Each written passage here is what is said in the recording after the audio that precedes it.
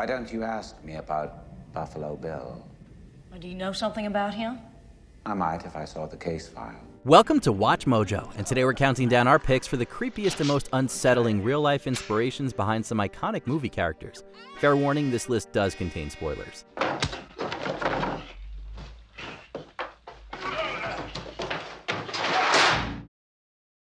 Number 10, Kaiser Soze, The Usual Suspects.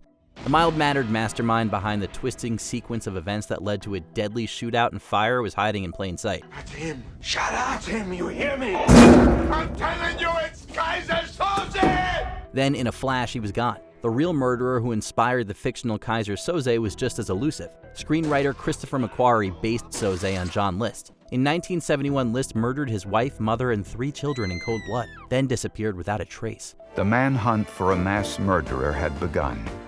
Police issued a nationwide murder warrant for the arrest of John Emo List.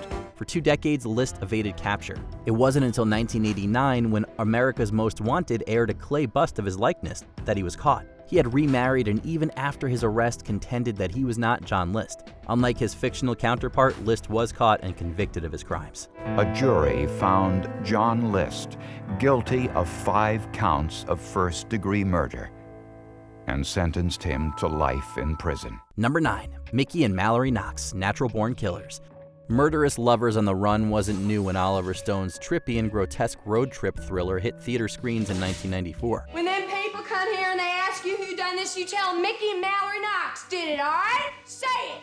Mickey and Mallory Knox did it. Mickey and Mallory Knox drew comparisons to both the real and fictional Bonnie and Clyde, but these two were in a deranged class of their own. Their cross-country killing spree was inspired by Charles Starkweather and his accomplice, Carol Ann Fugatti. After 10 slayings in 8 days, Charles Starkweather was at last in jail. This true story of a young man and his young accomplice and girlfriend became a national media sensation in the late 1950s. The pair also inspired Terrence Malick's 1973 indie epic, Badlands. Why'd you do it?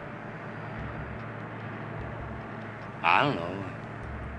I always wanted to be a criminal, I guess, just not this big one. Number 8, Michael Myers, Halloween. What this escaped killer lacks in humanity, he more than makes up for in sheer evil.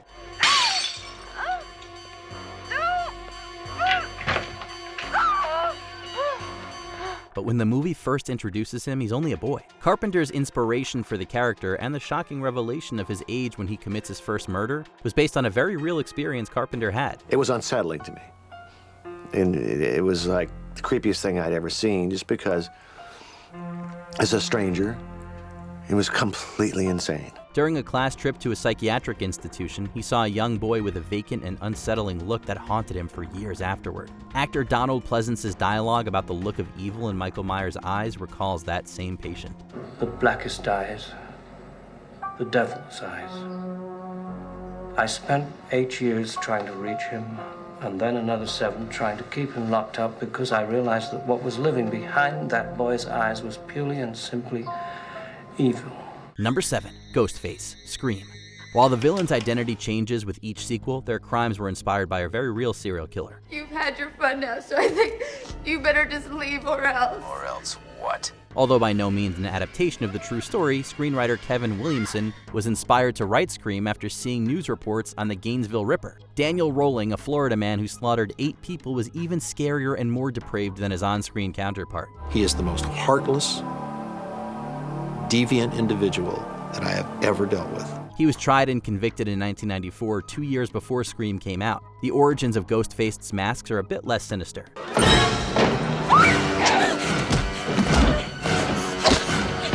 The costume designers took its twisted expression from The Scream, a work by Norwegian artist Edvard Munch. Number 6, Freddy Krueger, A Nightmare on Elm Street. Horror master Wes Craven cited 3 major inspirations for the sweater-clad, fedora-wearing, razor-gloved demon of suburban teenagers' nightmares. Please, God. This is God.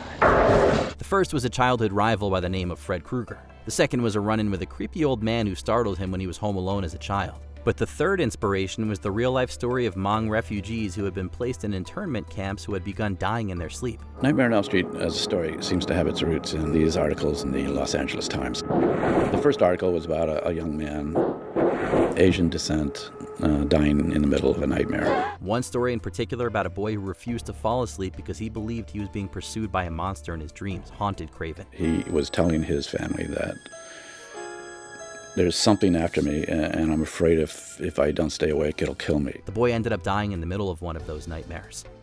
Number 5, Annie Wilkes, Misery. It's terrifying to think that someone tasked with treating patients could be a cold-blooded killer. Sometimes I get so worked up.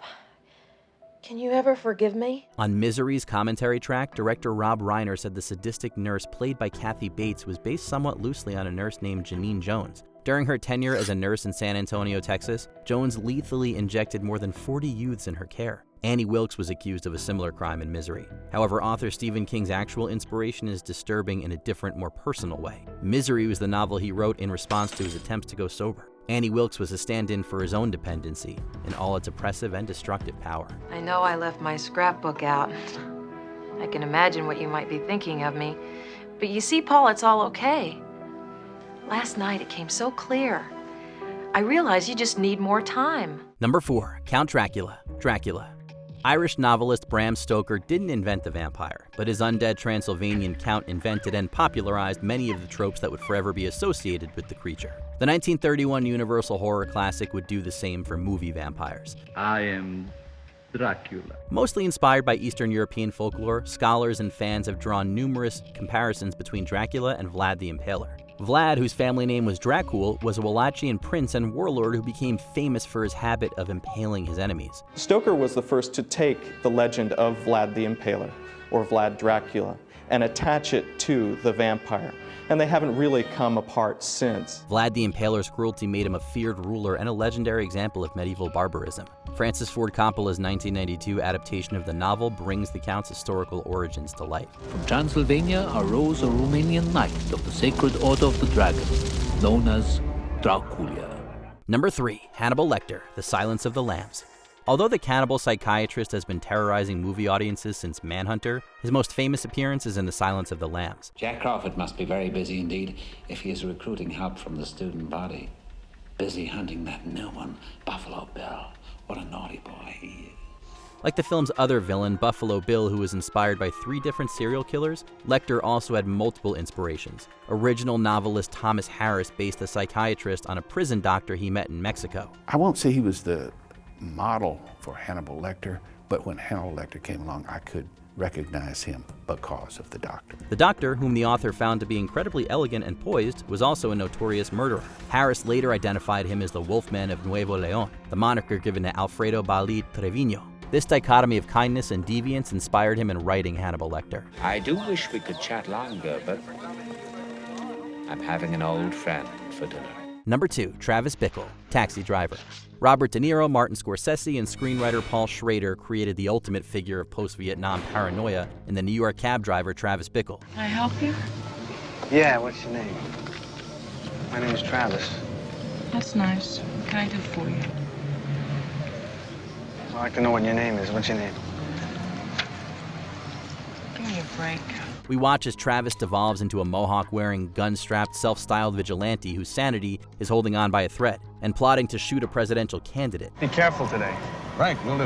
You have to be careful around a place like this. Bickle's rambling diaries, fixation on political assassination, and desire to become mythologized in history for his crimes were inspired by Arthur Bremer. Bremer was convicted and sentenced for the 1972 attempted assassination of Governor George Wallace, Democratic challenger to President Richard Nixon in the upcoming election. The 21-year-old loner from Milwaukee was convicted and sentenced to prison.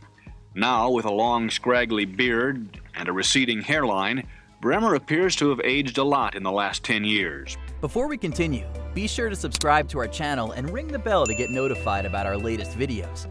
You have the option to be notified for occasional videos or all of them. If you're on your phone, make sure you go into your settings and switch on notifications. Number 1, Norman Bates, Psycho.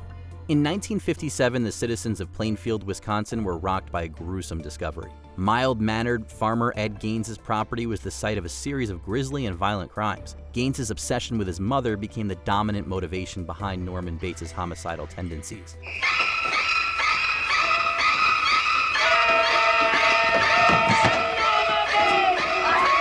The sensitive motel proprietor's fugue state and fondness for donning his mother's clothes after her death were also lifted from the case. Although relatively tame compared to the real thing, Alfred Hitchcock's Psycho was almost too much for audiences to take in 1960.